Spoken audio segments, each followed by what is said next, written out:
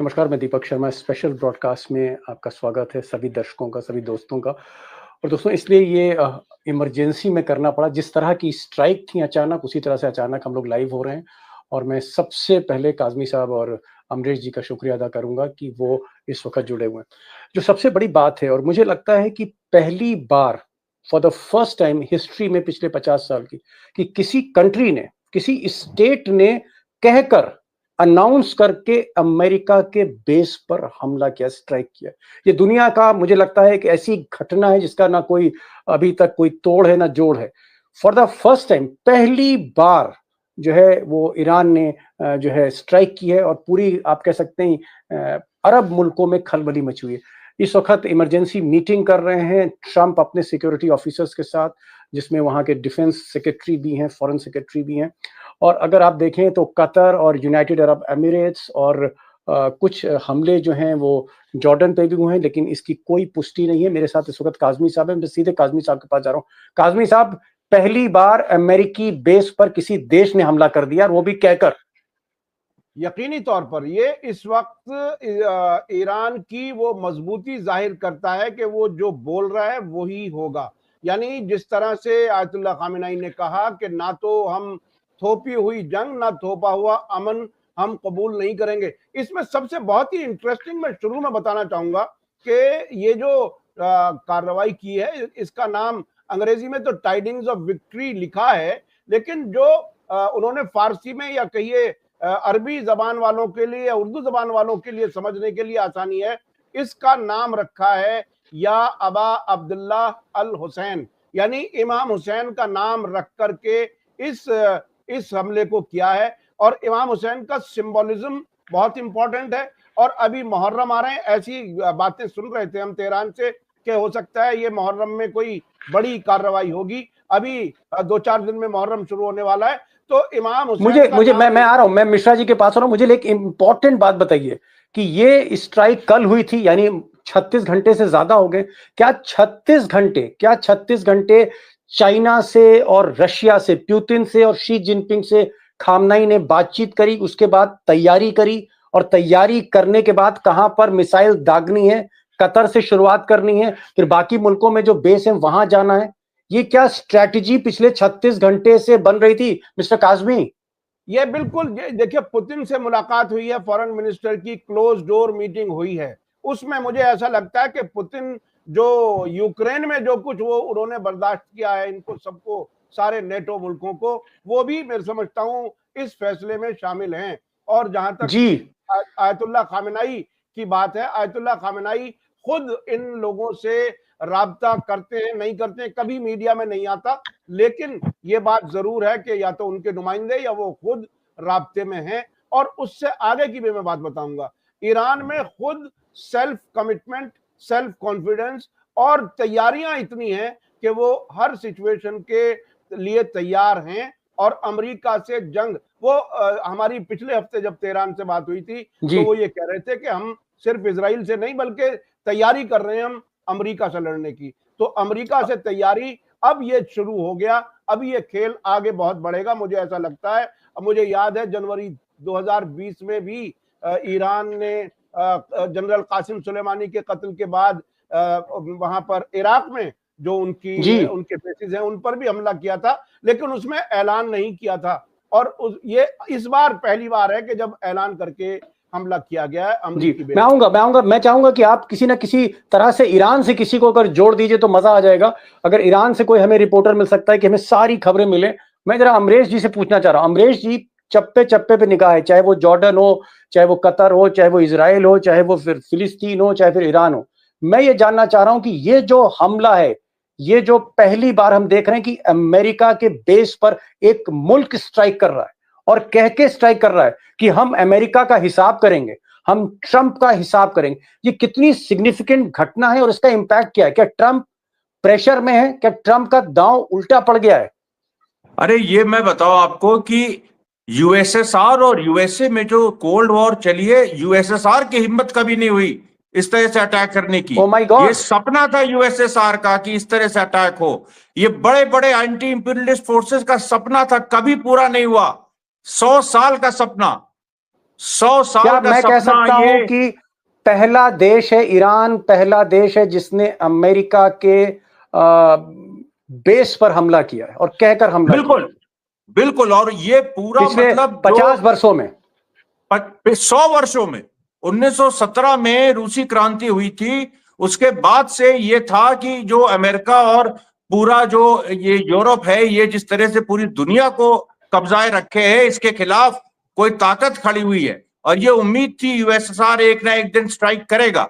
लेकिन वो जैसे जैसे स्थितियां बनती चली गई, सेकेंड वर्ल्ड वॉर हो गई, फिर कोल्ड वॉर शुरू हो गई, फिर स्टालिन की डेथ हो गई 1953 में, उसके बाद फिर समझौता जैसा हो गया, उदारवाद आ गया हर जगह।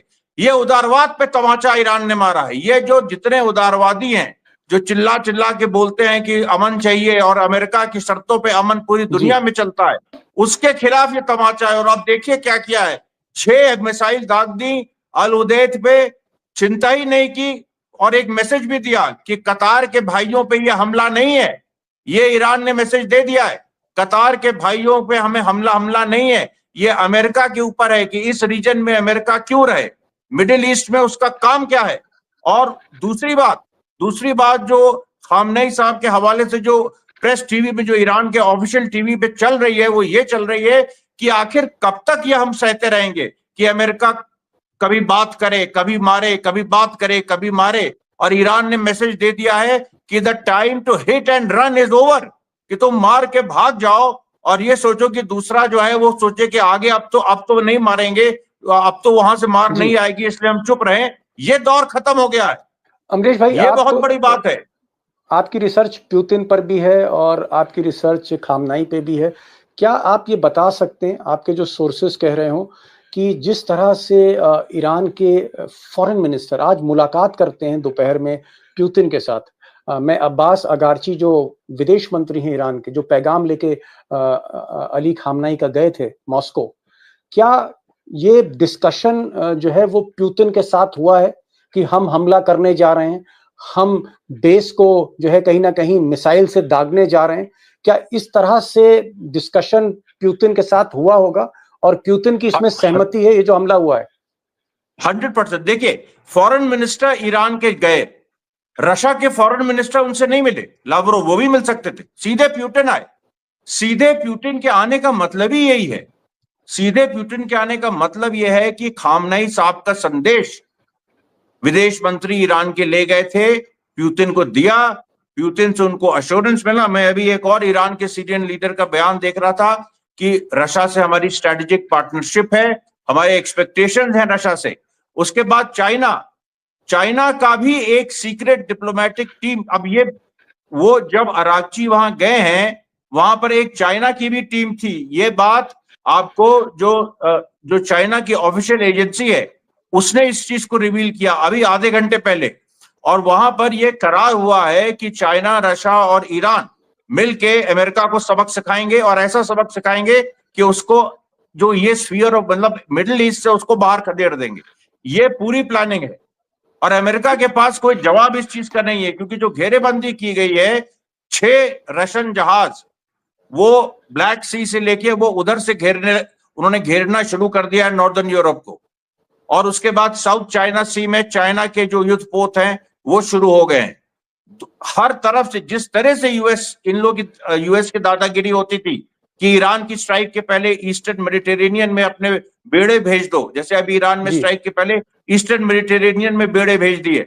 1971 में हम लोग को 7वां बेड़ा याद है। हर जगह बेड़े भेज के डराना, ये जो टेक्निक अमेरिका की है, इसको वही उसी भाषा में जवाब दिया जा रहा है। अब बेड़ों से अमेरिकन बेसेस घेरे जा रहे हैं और इधर ईरान फ्रंट लाइन पर है और उसने स्ट्राइक कर दिया। 6 मिसाइल गिरे हैं अल उदैद बेस पे। जी, मैं चाह रहा हूं कि आप थोड़ा सा और जो है अपने नेटवर्क से बात करिए। मेरा काजमी साहब के पास आ रहा हूँ। काजमी साहब, कतर पे जो है हमला है ये अमेरिकन बेस का, और साथ साथ ईरान ये भी कह रहा है कि जो मुस्लिम आवाम है, जो वहाँ के मुस्लिम ब्रदर्स हैं, ये उन पर हमला नहीं है, ये सिर्फ अमेरिकन बेस पर हमला है। क्या हम इसको देखें कि इतने मुद्दतों से अमेरिका ने जिस तरह से कब्जा कर रखा था पूरे अरब मुल्कों का, क्या ये एक पहली वार्निंग है कि आप यहाँ से बेस खाली करिए? क्या आगे चलकर कुछ बड़ा चेंज हो सकता है मिडिल ईस्ट में? क्या मिडिल ईस्ट का पूरा नक्शा बदल रहा है, रूप रंग बदल रहा है? और क्या ईरान ने कहीं ना कहीं रीडिफाइन कर दिया है जियोपॉलिटिक्स को, एक तरह की विदेश नीति को रीडिफाइन कर दिया ईरान ने? यकीनी तौर पर इस इलाके में अभी पिछले 4-5 दिन पहले बहरीन का जो उनका अड्डा है, फौजी अड्डा अमेरिका का, उन्होंने वहां से जहाज हटाने शुरू कर दिए थे और बहुत सी जगहों से ये भी इत्तलात आ रही थी कि फौजी भी कम कर रहा है अमेरिका, उसे खतरा बढ़ रहा था।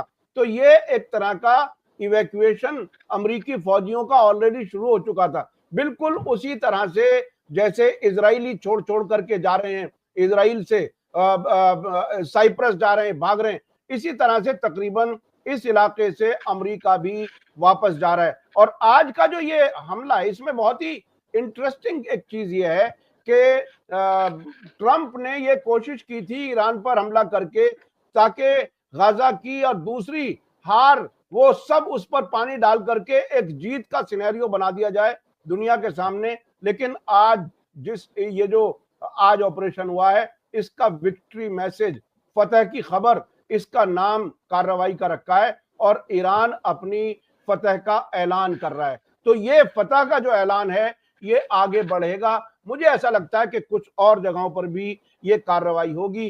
कतर मीडिएटर भी रहता है और उनके लिए काम भी करता है, यानी बहुत ही अजीब चीज है। मुझे याद है कतर जब पहली बार अमेरिका के फॉरेन मिनिस्टर आए थे अक्टूबर 2023 में, तो कतर के अमीर ने कहा था क्या अब वो वक्त आ गया अमेरिका हमसे कहे कि हम हमास के लोगों को यहां से निकाल फेंकें। यानी ये पहले से तैयार रहते हैं, कोई हुक्म हो उससे पहले सजदा करते हैं अमेरिका के सामने। तो इनको यहां से शुरुआत की है, बहुत मुमकिन है कल या आज रात में कुछ और भी हमले हो जाएं, ये बहुत मुमकिन है।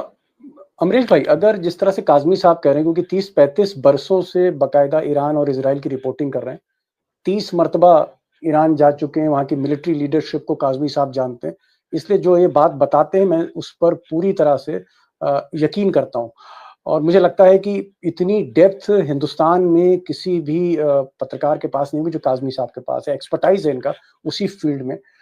काज़मी साहब कह रहे हैं कि सिर्फ कतर ही नहीं, कतर पे जो सिंबॉलिक अटैक हुआ है, इसके बाद अमेरिकन जो बेसिस हैं, चाहे वो जॉर्डन में हो, चाहे वो बहरीन में हो, चाहे वो कुवैत में हो, चाहे वो यूनाइटेड अरब एमिरेट्स में हो, यानी दुबई, शारजा, अबू धाबी में हो, उन सब पर भी टारगेट हो सकता है। क्या आपको लगता है कि ये ईरान अभी और एस्केलेट कर सकता है? और अमेरिका इस वक्त क्या सोच रहा है? क्या अमेरिका अब युद्ध को रोक सकता है? क्योंकि एक हमला अमेरिका ने किया, अब ईरान ने उसको पलटवार कर दिया।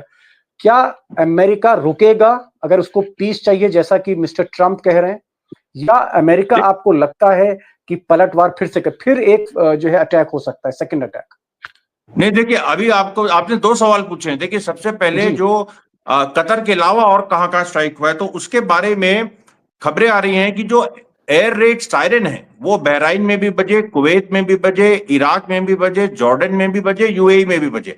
अब सवाल ये है कि वो एहतियातन बचे कि वहां पर कोई मिसाइल दिखी, यहां पर ये अभी ये चीज कंफर्म हो रही है। लेकिन बहरीन के बारे में कम से कम ये एक क्लैरिटी आ रही है कि वहां पर एक मिसाइल देखी गई है, उसने हिट किया है कि नहीं ये पता नहीं बहरीन के बारे में। लेकिन आपको बता दें कि वहां पर जो हुकूमत है वो बहुत ज्यादा प्रो अमेरिकन है और वहां की आवाम, वहां की आवाम भी रिजीम चेंज चाहती है। तो इसलिए बहरीन में ये जो हुआ है ये बहुत बड़ी इसका इम्प्लीकेशन है। कुवैत में भी यही स्थिति है, रिजीम चेंज लोग वहां चाहते हैं। और ये ईरान ने उल्टा यूएस की जो सपोर्टेड रिजीम्स हैं वहां पर एक तरह से रिजीम चेंज का एक माहौल बना दिया। इससे बहुत बड़ा मैसेज गया है, जो मैं अरब्स का देख रहा हूं, जो अरब हैं, जिनको ये और जो सुन्नी हैं, और वो बिल्कुल इस समय ये कह रहे हैं कि यही तरीका था हमारे हुक्मरानों को भी जवाब देने का। अब आप सोचिए ये पूरा सोशल मीडिया पे चल रहा है, ट्विटर पे, अरबिक में चल रहा है। और उसमें दूसरी जो बात आपने जी हाँ, जो मेरा दूसरा सवाल था कि क्या अब ट्रंप का जो व्यू होगा, ट्रंप क्या सोच रहे हैं कि क्या इस वक्त उन्हें दूसरी स्ट्राइक करनी चाहिए?